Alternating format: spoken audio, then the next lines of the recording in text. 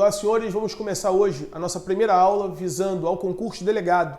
Nessa primeira aula, vamos examinar a organização administrativa do Estado. Então, se perguntasse aos senhores qual é a natureza jurídica do Estado, o que é o Estado? O Estado, senhores, é uma pessoa jurídica de direito público externo. A Constituição Federal, no artigo 1º, vai dizer: a República Federativa do Brasil é formada pela união indissolúvel entre Estados, municípios e Distrito Federal, entes que são autônomos entre si de acordo com o artigo 18. Então, o Estado é uma pessoa jurídica de direito público, como eu acabei de dizer, externo.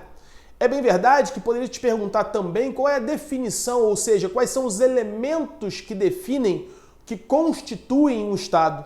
O Estado é formado por um elemento humano, que é o povo, um elemento físico ou territorial, que é o seu território, ou espacial, um elemento teleológico, que é a sua finalidade, e um elemento político, que é a soberania. Então, um conjunto de pessoas numa base territorial exercendo soberania, poder político, visando a satisfação daquela coletividade. Estão presentes os elementos de um Estado. E a Constituição vai nos dizer isso, né? Na República Federativa do Brasil, conforme o artigo 18 da Carta Constitucional, que esta república é formada pela união indissolúvel. E aí, primeira observação importante, note, a palavra união aqui está grifada com as iniciais minúsculas. Isso aqui vai gerar para a gente uma questão de prova daqui a pouco. Formada por uma união indissolúvel entre Estados, municípios e Distrito Federal, constituindo assim Estado democrático de direito. Mas se eu for, por exemplo, ao artigo 18 da Carta Constitucional, você note que a palavra união já está grifada com as iniciais minúsculas. E aí, certa feita, numa prova do Ministério Público, segunda fase, perguntaram por que a palavra união no artigo 18 é marcada com as iniciais maiúsculas e no artigo 1º é marcada com as iniciais minúsculas. Qual é a natureza jurídica da palavra união no artigo 1º? Senhores, a natureza jurídica da palavra união no artigo 1º é de pacto federativo. Então nós estamos num Estado federado. Quem nos diz isso? A própria Constituição. Note, a República Federativa do Brasil. Sublinhe aí no seu caderno a palavra federativa, República Federativa. Então o que é a federação? Federação é uma forma de Estado, forma de Estado. Mas o que é, candidato, forma de Estado? Forma de Estado é a maneira pela qual o poder político se distribui numa base territorial. Então, se eu pensar aqui, por exemplo, senhores, em 3 bases territoriais. Numa primeira base territorial, o poder está concentrado em apenas um núcleo de poder, poder político. Esse Estado vai ser chamado de Estado unitário. Então, o Estado unitário é aquele Estado no qual o poder político soberania está concentrado em apenas um núcleo de poder. Agora, há formas de Estado em que o poder político está distribuído em várias bases territoriais. Então, se eu pensar num Estado no qual o poder político está distribuído em várias bases territoriais, eu vou estar diante de uma confederação ou de uma federação. O artigo 1º da Carta Constitucional vai dizer a República Federativa do Brasil. Então, federação é forma de Estado. República Federativa do Brasil, república é forma de governo, res pública, maneira pela qual o poder é distribuído. Quem é o titular do poder? O titular do poder é o povo? A coisa é pública? Então é res pública. Então res pública, coisa pública, forma de governo. Forma de Estado federativa e sistema de governo, que é o presidencialista, mas não está no artigo 1º da Constituição.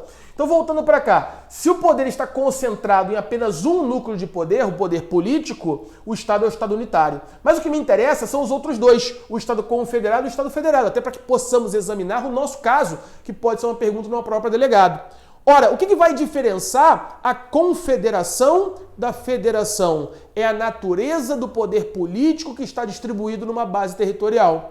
Se o poder político que está distribuído nessa base territorial for o poder político chamado de soberania, aí eu vou estar diante de uma confederação. Exemplo, Emirados Árabes Unidos. 7 estados reunidos por um tratado internacional, todos eles exercendo soberania, podendo cada um deles se retirar daquela confederação, exercendo seu direito de secessão, denunciando o tratado internacional. Isso não é possível, o direito de secessão, de ser exercido no Estado federado. Porque no Estado federado, cada ente federativo, União, Estados, Municípios e DF, são autônomos. Artigo 18 da Carta Constitucional. Então, quando a autonomia... Que autonomia é essa, André? É essa autonomia aqui, senhores. Ó, autonomia do artigo 18 da Constituição. A organização político-administrativa da República Federativa do Brasil compreende união com as iniciais maiúsculas estados, Distrito Federal e os municípios, sublinha, todos autônomos entre si.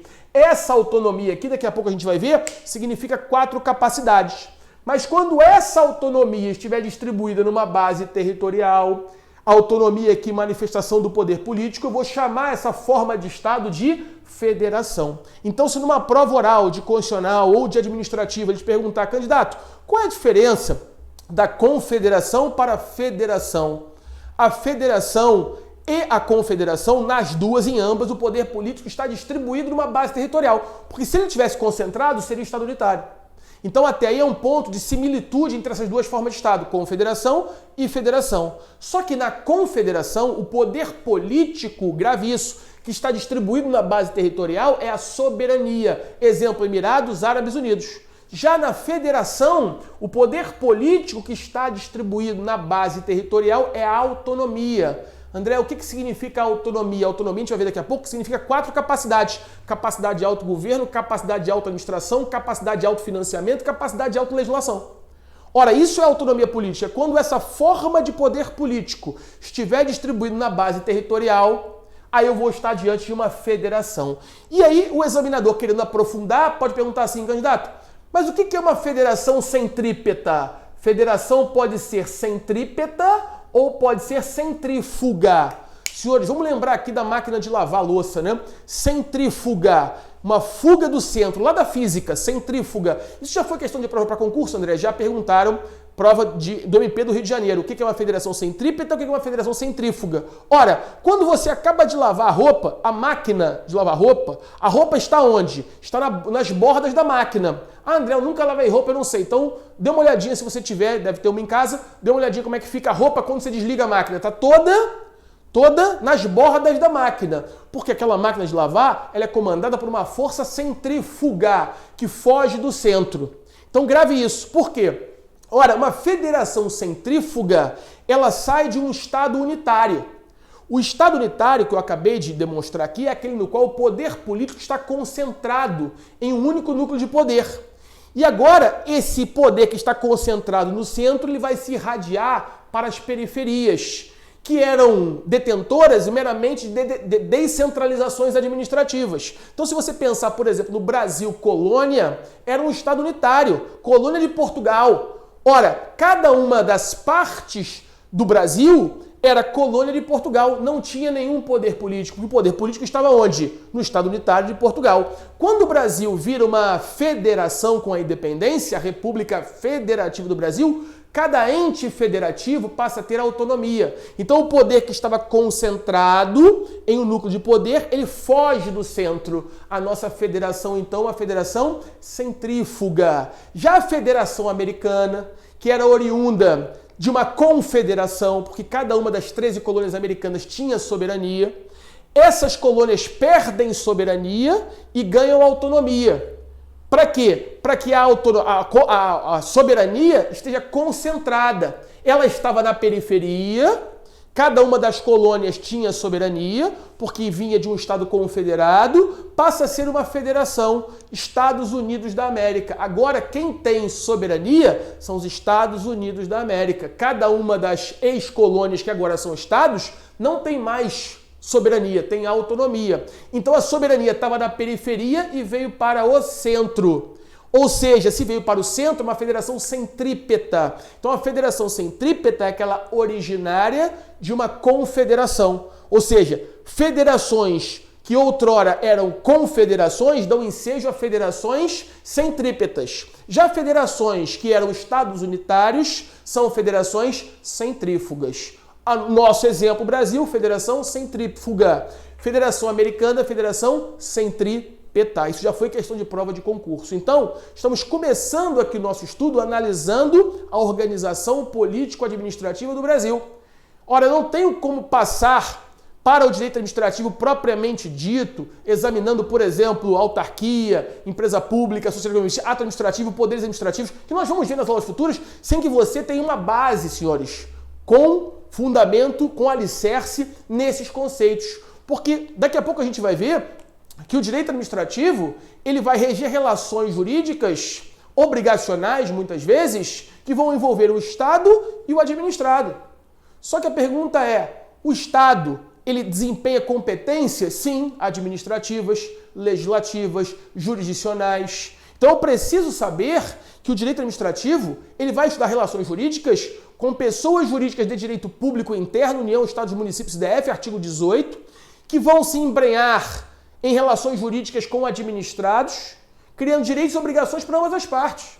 Então o direito administrativo tem como objeto de estudo, ora, uma sociedade politicamente organizada, e quando essa sociedade politicamente organizada que outorgou poderes para os seus mandatários, eleitos pelo povo, porque o artigo 1º da Constituição fala que a República Federativa do Brasil ela é formada em Estado democrático de direito, esses agentes públicos políticos vão praticar atos de toda ordem, atos legislativos, atos jurisdicionais, atos administrativos.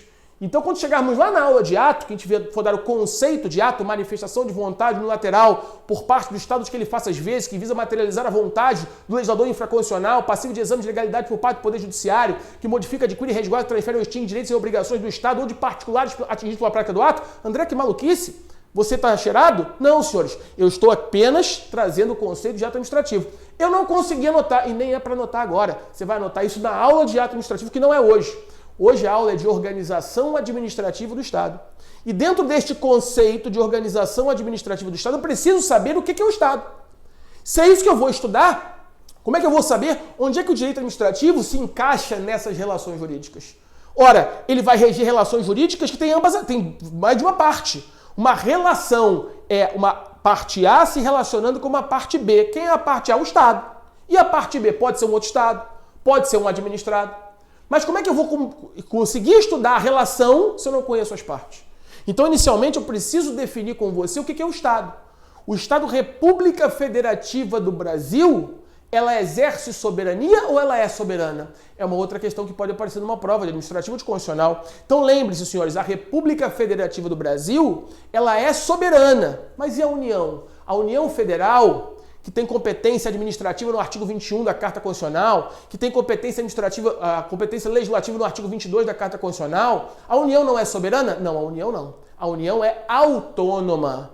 E quem é que está dizendo que a União é autônoma? União com letra maiúscula. Porque a União com letra maiúscula, está aqui no artigo 18, tem uma natureza jurídica. Qual é a natureza jurídica da União no artigo 18? Ela é uma pessoa jurídica de direito público interno. Onde é que está isso, André? No artigo 41 do Código Civil. Basta que você abra o artigo 41 do Código Civil, se tiver com ele aí, já faz esse apontamento, já faz essa remissão. É uma pessoa jurídica de direito público interno. Então a União aqui está escrita com as iniciais maiúsculas porque a sua natureza jurídica é de pessoa. E aí, senhores, lá da língua portuguesa, como é que eu escrevo o nome de pessoa com as iniciais maiúsculas? Ah, André, mas aqui no artigo 1º, né, a palavra união está com as iniciais minúsculas. Sim, mas por quê? Porque aqui a natureza jurídica dessa união é de pacto federativo. Então, se é pacto federativo, é um substantivo próprio ou é um substantivo comum? É um substantivo comum. E lá no artigo 18, é um substantivo próprio. Como é que se escreve substantivo próprio, nome de pessoa? Inicial maiúscula. Como é que se escreve substantivo comum, nome de coisa? Com inicial minúscula. Então, aqui a natureza jurídica é de pacto federativo.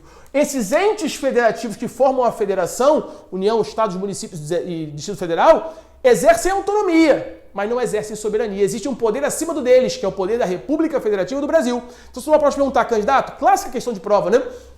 A União é soberana? Não, a União é autônoma. Quem é soberana? República Federativa do Brasil. Mas peraí, quem é que representa a República Federativa do Brasil no plano internacional? É a União. Então, cuidado, porque a União ela não é autônoma, não é soberana, mas ela exerce soberania quando ela representa no plano internacional a República Federativa do Brasil. Então, cuidado com isso. Então, senhores, cada um desses entes possui, como o artigo 18 bem lembrou, a autonomia. Todos eles são autônomos entre si. Aí vem uma pergunta de prova que diz assim, mas peraí, o que é essa autonomia? Chamada de autonomia política, que é a grande característica do federalismo. Então, o federalismo, a federação, é uma forma de exercício do poder político. Mas que significa o quê? Aí, senhores, você vai lembrar que a autonomia política do artigo 18, ela é manifestada por 4 capacidades. Capacidade de autogoverno, capacidade de autolegislação, capacidade de autofinanciamento e a que mais me interessa numa aula de direito administrativo, a capacidade de autoadministração. Então anote aí.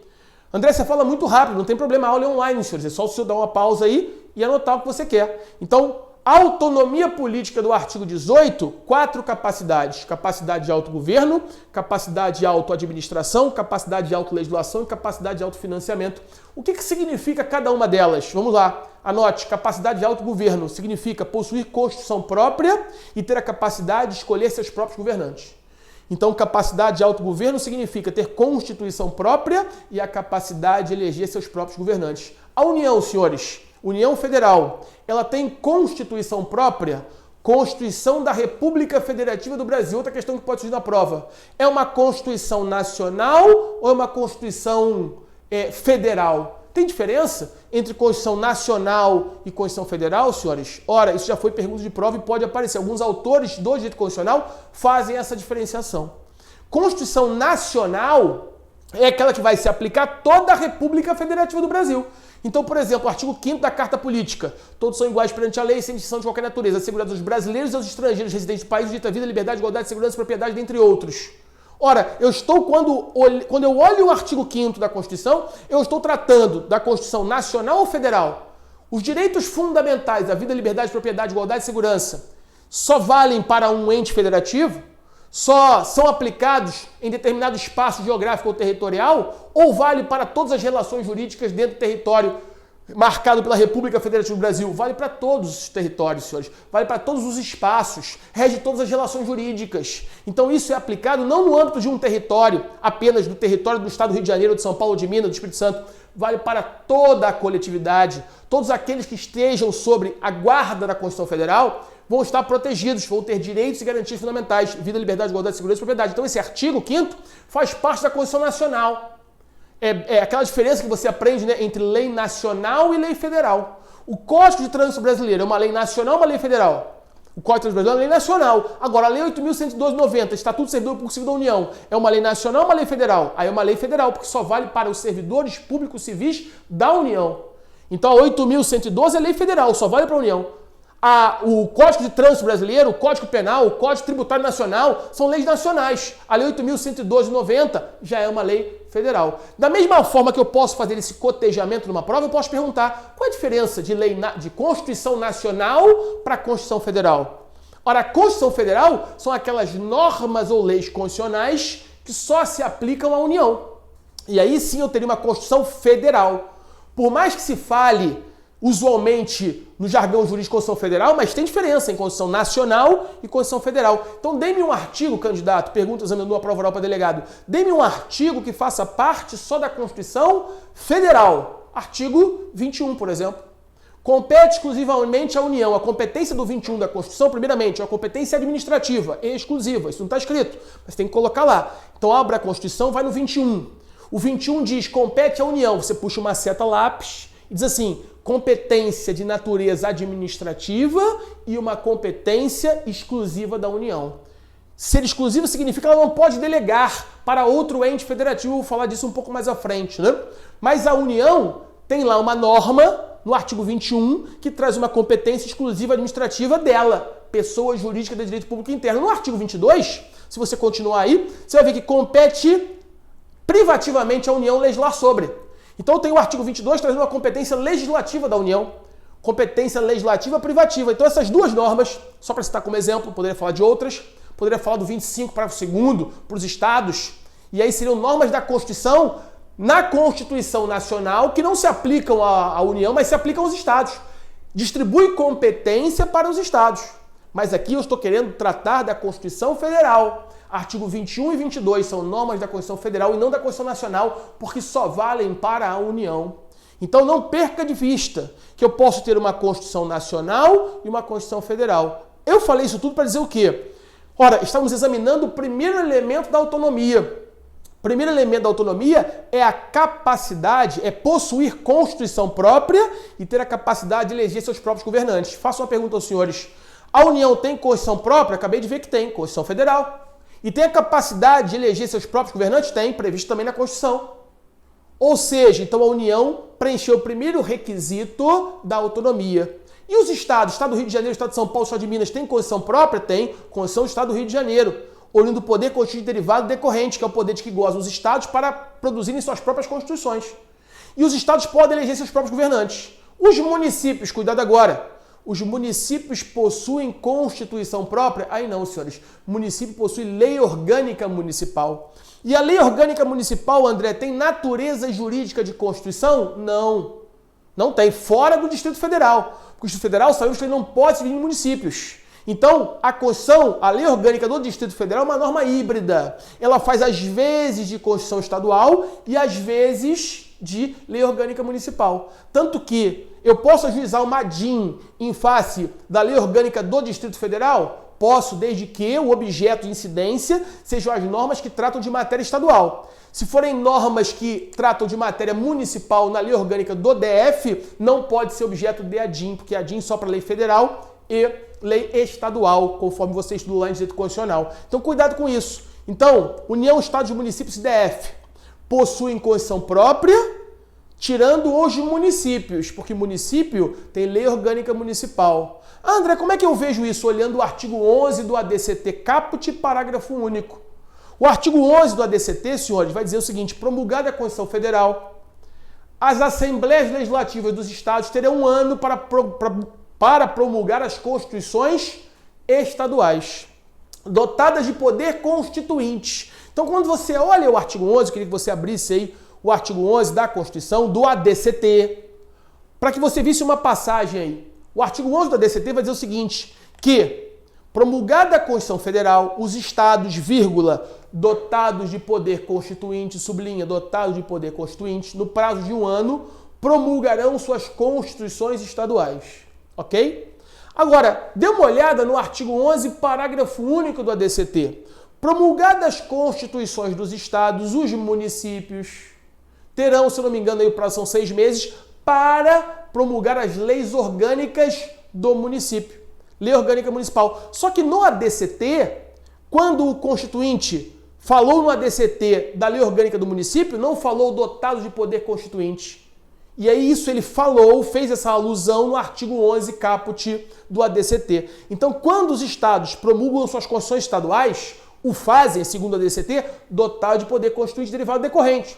Quando os municípios promulgam suas leis orgânicas municipais, o Constituinte não colocou no artigo 11, parágrafo único do ADCT, dotado de poder constituinte. A doutrina olha para isso e vai dizer: a lei orgânica municipal não tem natureza jurídica de Constituição. Então, por isso, os municípios, eles têm autonomia política, porque o artigo 18 está aqui na sua tela, né? Diz aqui, ó, olha o artigo 18, municípios dotados de autonomia.